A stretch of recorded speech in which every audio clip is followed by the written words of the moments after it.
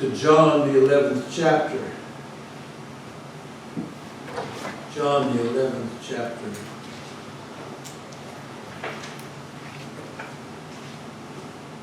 And I'm going to read just one verse. Verse 28. John 11, verse 28, the Gospel of John.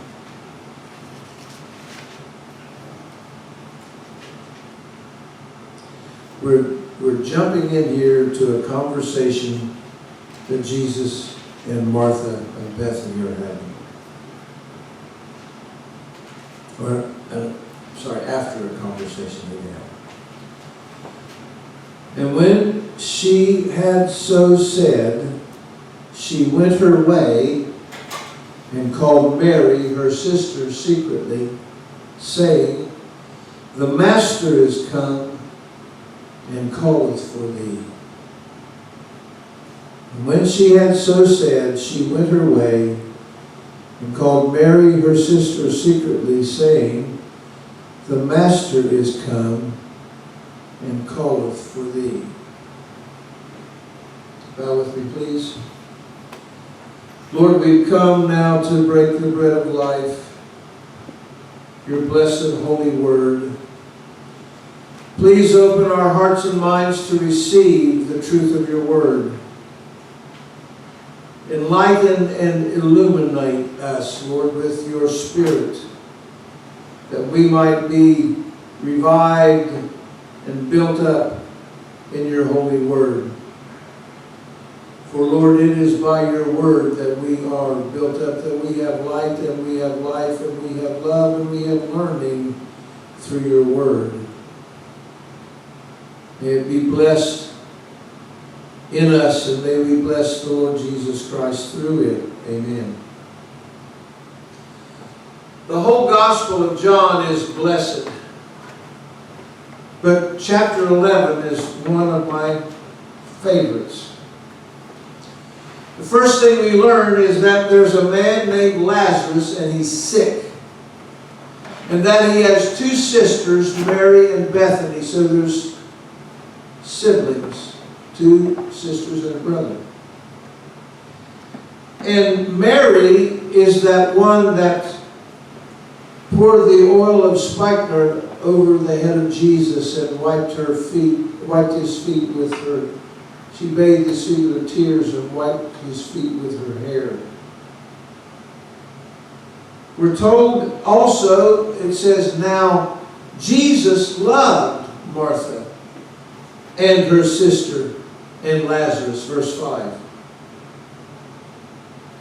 We then learn that because Jesus knows all things, he's omniscient, he knew that Lazarus had died. Now this chapter is best known for the miracle that Jesus performed when he raised Lazarus from the dead. Also, we read here the great conversation between Jesus and Martha in verses 21 through 24. Martha says, "Lord, if you had been here, my brother would not have died. But I know even now, whatever you ask of God, God will give it to you." Jesus said unto her, "Your brother shall rise again." Martha said unto him, "I know that he shall rise again in the resurrection at the last day." Then Jesus responds with that great declaration that has been the Christian's eternal comfort. He said, "I am the resurrection and the life. He that believes in me, though he were dead, yet he shall live, and he that lives and believes in me shall never die." To Martha, "Do you believe this?" And Martha said, "Yes, Lord, I believe." And that should be the response of all of us. Martha gets a lot of criticism for being the one who got upset at her sister Mary when she was preparing a meal for Jesus. And all Mary was doing was sitting at Jesus' feet, and she thought Mary was just trying to get out of work. And she got aggravated and she went to the Lord and said, Lord, don't you care that my sister has left me to serve you alone? And Jesus said, she gets a lot of criticism because Jesus said to her, Martha, Martha, you are worried and troubled about many things, but Mary hath chosen that good part which shall not be taken away from her. That's Luke 10, verses 41 and 42. But notice, Martha is the first sister named in that verse of the listing of siblings that Jesus loved. Also, it is Martha who comes running to Jesus first when he arrives at Lazarus' burial site. And she's the one that Jesus made this great, I am the resurrection and the life statement. So we ought to cut her a little slack, I think. And I have chosen to focus not on the miracle of raising Lazarus, but on the part John MacArthur titles the arrival of Jesus, and specifically on the text I read, verse 38, the Master has come and calleth for thee. As I studied this, as an aside, I noticed something interesting, that you have to read between the lines in verse 28, because we're not told that Jesus told Martha to go get Mary, her sister, but we know he did because Martha told Mary that Jesus was asking for her. She said, the Master has come and calleth for thee. That touched my soul as I was reading that this week, and it caused me to weep.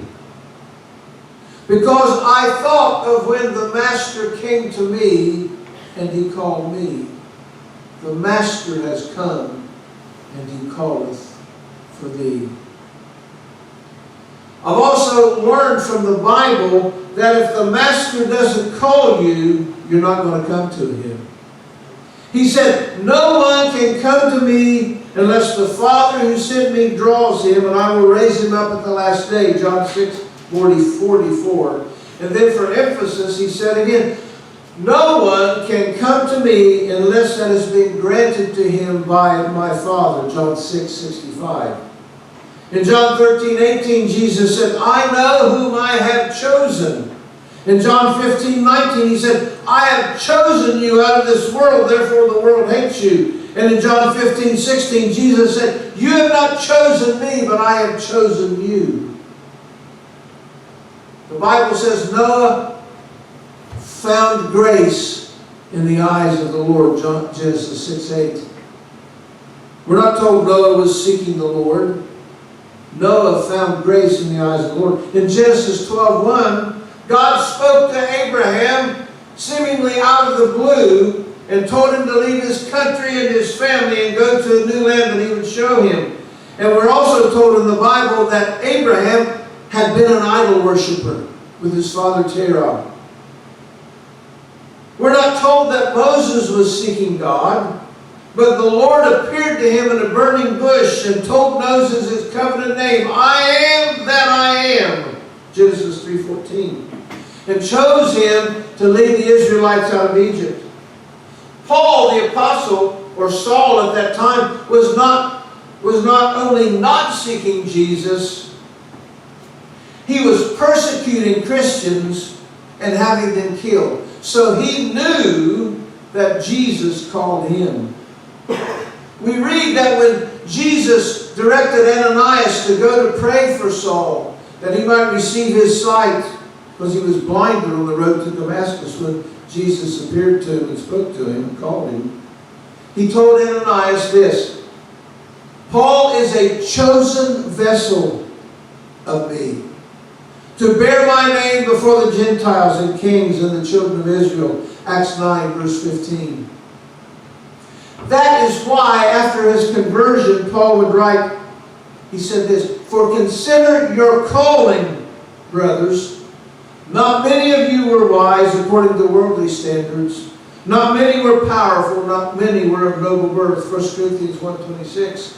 He wrote also, whereunto He called you by our gospel to the attaining of the glory of the Lord Jesus Christ. 2 Thessalonians 2:14. He also wrote this, God is faithful, by whom you were called into the fellowship of His Son, Jesus Christ our Lord. 1 Corinthians 1:9. To the Roman church, Paul wrote that he was called an apostle, as an apostle, set apart for the gospel of God. Romans 1:1. So it is a blessed thing for the master to call a person. And I want to look at some instances, not necessarily in chronological order, when Jesus called people to Himself. The first is, come and see. In John's Gospel, the first chapter, John the Baptist saw Jesus coming toward him. Now, John had two of his own followers with him, and one of them was Andrew. When John the Baptist said, behold, the Lamb of God, in verse 35, these two started walking behind Jesus. Now, even though Jesus knew the thoughts of everyone, Matthew 12:25 and Luke 6:8, He turned around and asked them, what do you seek? And they said to Him, Rabbi, which is to be translated teacher, where are you staying? John 1:37 and 38. They went with Jesus because we're told they came and saw where He was staying and remained with Him that day. And then it says, now it was about the 10th hour. That's 4 p.m. I love the Bible's detail, where it even tells us what time of the day it was that Andrew, this other unnamed man, followed Jesus to where he was. And also notice that Jesus required them to ask Him what they wanted from Him. Of course, we can't ask without His grace, because what? Grace is a gift of God, not works, lest any man should boast. Ephesians 2, verses 8 and 9. So, even though it is the Lord that calls, it is we who must petition Him. And what was their response? Both of these men recognized that Jesus, Andrew and the other man, recognized that Jesus was the Messiah. Because what did Andrew do? He immediately went to his brother Simon and said, we have found the Messiah, which is translated Christ. And he brought Simon to Jesus, in verse 40 through 42. What was his response? It was to immediately begin to share the good news that Jesus is the Savior. And that should be the response of all to whom Jesus says, come and see. Secondly, come, take up your cross and follow me. This is from a scene with Jesus that's portrayed in Matthew 19, Mark 10, and Luke 18. And I read all those. Of course, I read it. Any scripture I quote, I go read it. I don't take any chances. And although I've read it many times, I'm going to read it again to make sure. And this particular scene or interaction is especially a favorite of mine, because an artist named Heinrich Hoffmann did a painting and called it Christ and the Rich Young, Jesus and the Rich Young Ruler. And I had a print made from that larger painting that showed only Jesus with his head turned to the left. Now the whole picture, he's looking down at the rich young ruler, but this print I had was just the head of Jesus looking to his left. And I had that print. You know, I was an idol worshiper. I worshipped literal idols as a Hindu. And I became fascinated with Jesus And I'd asked my guru if I could make Jesus my personal deity, my Ishta Deva. And he said, "Oh yes, Deva, you will be my..." Jesus can be your Ishta, which means your personal deity, and I will be your guru. You will be my John, you will be my Peter. He didn't know that Jesus put those words in his mouth and allowed that to happen. So I had that print and I put it on my Hindu altar, and I worshiped Jesus through it as one of the gods. Because at that time, I didn't realize he was the only God. In this particular scene, Jesus was ministering in an area called Perea, which was east of the River Jordan. And a rich young man comes up to Jesus and asks him what he has to do to obtain eternal life. And Jesus advises the young man to follow and obey the commandments. And he also says, "And love your neighbor as yourself." This man responds, he said, "I've already done all those things. And what else can I do?" And Jesus said, "If you want to be perfect, go and sell your possessions and give to the poor, and you will have treasure in heaven. Then come, follow me." Matthew and Luke's account. And in Mark's account, Jesus says, "Take up your cross and follow me." Now, this is not the Bible contradicting itself. Mark's gospel is Peter's remembrances as told to Mark. Now, he heard Jesus also add to take up the cross that the other two writers did not hear. Just like if you have a wreck out there and there's several of us see it, we're all going to see a little different thing. That's what's great about the Bible. It's eyewitness testimony. And also, the answer that Jesus gave is not in contradiction with salvation by grace alone. Jesus was not saying that people can be saved by good works or by charitable giving. What Jesus was doing is he was calling this man to have faith in him and not trust in his riches. Jesus was showing this young man the man's own heart. And guess what? The man did not love his neighbor as himself, although he said he did. Why? Because he loved his possessions more than his neighbor's. He wasn't going to give them up. And he lacked true faith, because if he did, he would have been willing to surrender all at Christ's bidding and give Christ first place in his life. And the Bible says the young man went away sorrowful, for he had great possessions. Matthew 19, verse 22. I'd like to think that man eventually got saved. The Bible even says Jesus loved him. He went away sorrowful, for he had great possessions.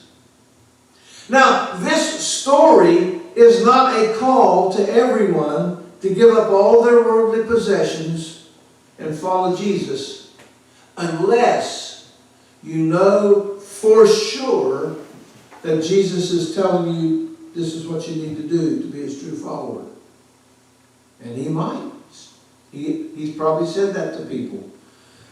Pat Robertson said that's what God said to him. And one day while his wife was at work and they were pastoring a little church up in New York State, he read that scripture and said, "Well, okay, Lord." And so he called his wife and told her that God had spoke to him to do something. He didn't tell her what. He said, "God spoke to me." She said, "Well, just do whatever the Lord's told you to do." She was not really a dedicated Christian at that time. And she didn't realize that he literally sold everything they had. And they moved to Virginia. And you see how God used him. I mean, I don't agree with every doctrinal position of Pat Robertson, but he has reached a lot of people with the gospel. He recently passed away. So, if you're for sure that Jesus is telling you this is what you need to do to be His true follower, if you're sure He did, then you should be prepared to do it. But that doesn't mean He's going to tell everybody, sell everything, hit the road. You know. So, when Jesus says to us, come, take up your cross and follow me, our response should not be the response that the rich young ruler gave. Thirdly, Jesus said, follow me and I will make you fishers of men. Jesus makes this statement in Matthew, the 4th chapter, and Mark, the 1st chapter. And it involves 4 fishermen. I think of a friend of mine, Juan. He has a ministry called Fishing with a Mission. And he goes out and catches, he's a heck of a fisherman. He catches crappie like you wouldn't believe. Put on, I had Facebook this morning, they're going down in Kentucky somewhere, he lives in Columbus, to feed 400 people a fish fry. So anyway, so here, this particular statement involves Jesus and 4 fishermen. Andrew and his brother Simon, whom Jesus named Peter, and 2 other brothers, James and John. We know that Andrew and Peter had spent some time with Jesus earlier, as I just preached a moment ago, when Andrew and this other disciple of John the Baptist went to the home of Jesus, and then Andrew went and got Simon and brought him. But after that, they went back to their profession of fishing. They were in the fishing business. But here, Jesus calls them to give up their fishing business permanently and follow Jesus exclusive of doing anything else. The other 2 brothers are John and James. Of course, John is the writer of the gospel I'm preaching from. He wrote 3 short letters, and he wrote the book of Revelation. And there are other men in the Bible named James who followed Jesus. In fact, one was his half-brother, James. But this James is easy to distinguish because he's always mentioned as being in company with his brother John. And I'll tell you, friends, my grandma used to use a word called kiarni, and I thought she just made it up until I looked it up. And it's an old Scots word meaning rough and tumble. It means someone whose kiarni is ready to fight around a buzzsaw or fight at the drop of the hat, and he'll drop the hat. But so these 2 brothers were rough and tumble. They were rowdy. How do I know that?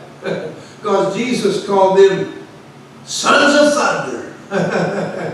I tell you, I just love the Bible. I love this book. Oh, it's so exciting and thrilling and interesting to read. James and John were sons of thunder. They were ready. They said, Lord, can we call down fire from heaven on those people that aren't doing right? Anyway, that's Mark 3:17.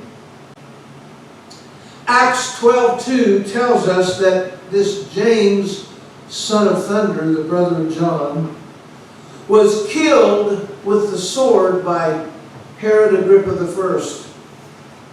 He was the first apostle to be killed for his faith. And his martyrdom was the beginning of a period of great persecution for the early church.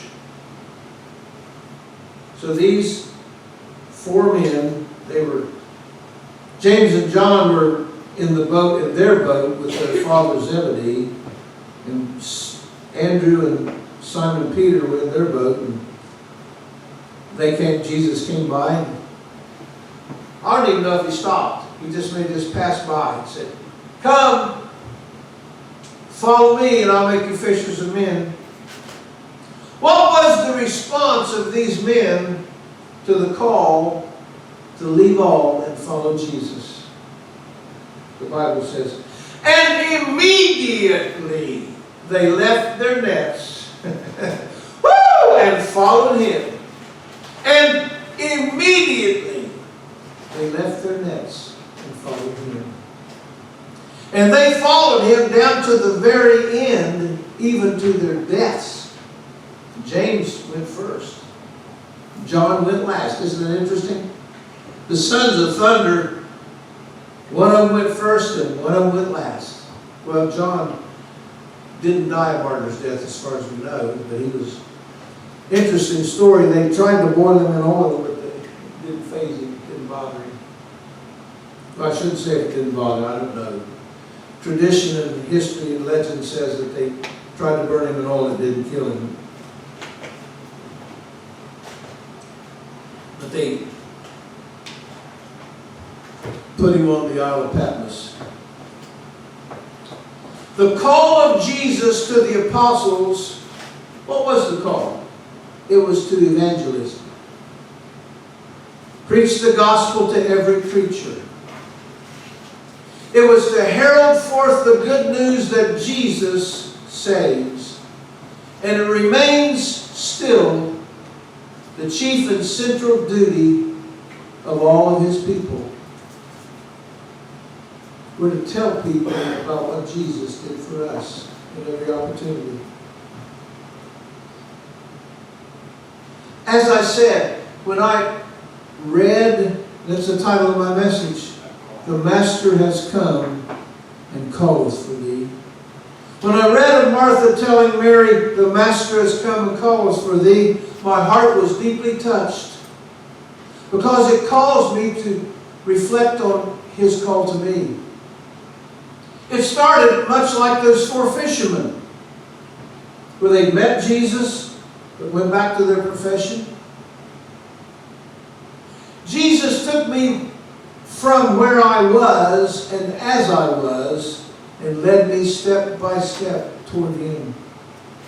While practicing Hinduism, he accepted my worship of him as another of my idols. He spoke to me many times through many people. In fact, you can go on the YouTube channel, and I came here during the pandemic and gave my testimony from Hinduism to Christianity. And I've also got another one called My Testimony for Hindus and New Agers on there. And he was always leading me along, giving me a greater desire to know him, until eventually he led me to a place where I could hear the gospel preached. And he helped me to savingly hear it, as he did for Lydia in Acts the 16th chapter, when he opened her heart so that she attended unto the things spoken of by Paul. Until he said to me in a dream, "I will either be Lord of all, or Lord not at all." And I have tried to follow that command as best I can, although inconsistently. And I pray every day, Lord, forgive me for my inconsistency in my devotion to you. Every day. It's the last thing when I ask for forgiveness, that's the last thing I say. Lord, forgive me for my inconsistency in my devotion to you.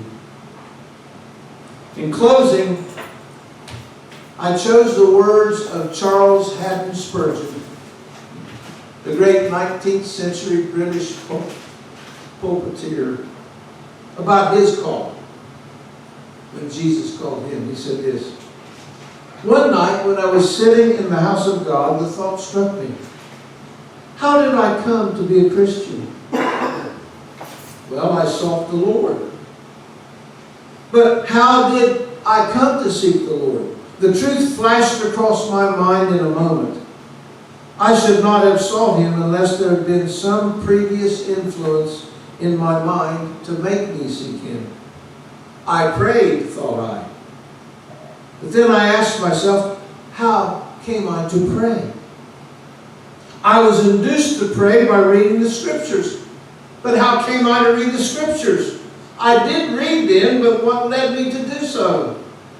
Then, in a moment, I saw that God was at the bottom of it all, and that He was the author of my faith. And so the whole doctrine of grace opened up to me. From that doctrine I have not departed to this day, and I desire to make this my constant confession. I ascribe my change wholly to God. I am certain that if God had not chosen me, I should never have chosen Him. End quote.